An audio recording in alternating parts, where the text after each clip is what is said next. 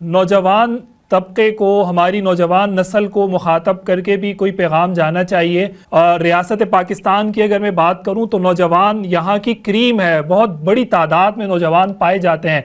کیا پیغام دیں گے سر اس رمضان المبارک کے خصوصی موقع پر نوجوان نسل کو کہ وہ کس راہ پر چلے؟ سوشل میڈیا کا زمانہ ہے، ڈیجیٹل میڈیا کا زمانہ ہے، لوگ استعمال ہو جاتے ہیں، دائیں بائیں چلے جاتے ہیں. نوجوان نسل کو مخاطب کر کے اگر کوئی پیغام دینا چاہیں سر. لیکن میں ایک بات اپنے نوجوانوں سے عرض کروں گا، وہ یہ ہے کہ ہم نے آج سے 100 سال پہلے ایک نعرہ لگایا تھا انا العرب انا الترک، کہ ہم نے سمجھا کہ اسلام میں عزت نہیں ہے، ہمارے عرب ہونے یا ترک ہونے میں عزت ہے. 100 سال پہلے 1924 میں وہ خلافت ٹوٹ گئی. اور آج میں اپنے تمام لوگوں سے پوچھنا چاہتا ہوں، کیا عربوں کو وہ عزت مل گئی جو خلافت کے زمانے میں تھی؟ وہ ترک جن کے جبوں کو فرانسیسی اور انگلینڈ کے سفیر چوما کرتے تھے، آج یورپی یونین سے 100 سال ہو گئے بھیک مانگے.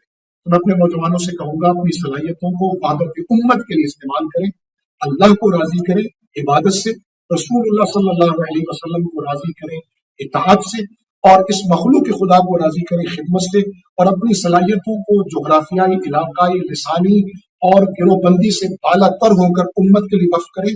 آج ایک یہودی انجینئر اپنی صلاحیتیں انجینئرنگ کی اس نے یہودیت کے لیے وقف کی تھی.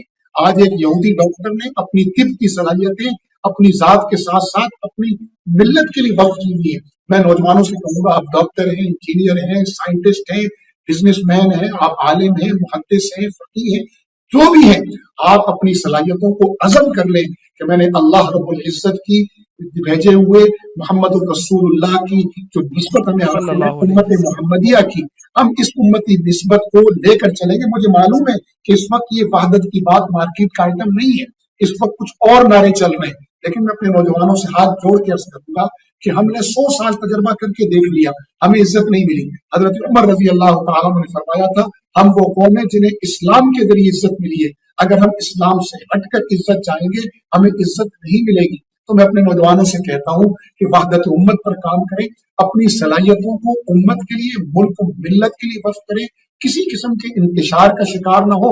نفرت میں، محبت میں اور عبادت میں، ہر چیز میں ہمیں اعتدال کا حکم ہے، سوائے ایک آقا کریم صلی اللہ علیہ وسلم کی ذات اقدس کے علاوہ ہمیں ہر چیز میں اعتدال کا حکم ہے. تو نفرت میں، محبت میں، حمایت میں، مخالفت میں اعتدال کو مد نظر رکھیں اور اپنی تمام تر صلاحیتوں کو ملک، ملت اور امت کے لیے وقف کریں. پھر دیکھیں اللہ رب العزت آپ کو بھی، آپ کی قوم کو بھی، آپ کے جغرافیے کو بھی کس انداز میں دنیا میں چمکاتا ہے اور اٹھاتا ہے اور روشن کرتا ہے. کیونکہ جو اللہ کا بن گیا اللہ اس کا بن جاتا ہے، اور جو اللہ جس کا بن گیا اللہ تعالیٰ اسے ذلیل و رسوا نہیں ہونے دیتا.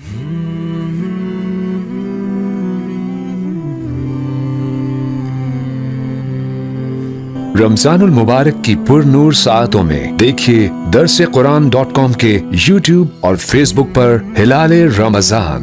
سوشل میڈیا پر سب سے قدیم اور سب سے ریلائبل برانڈ www.درسقرآن.com.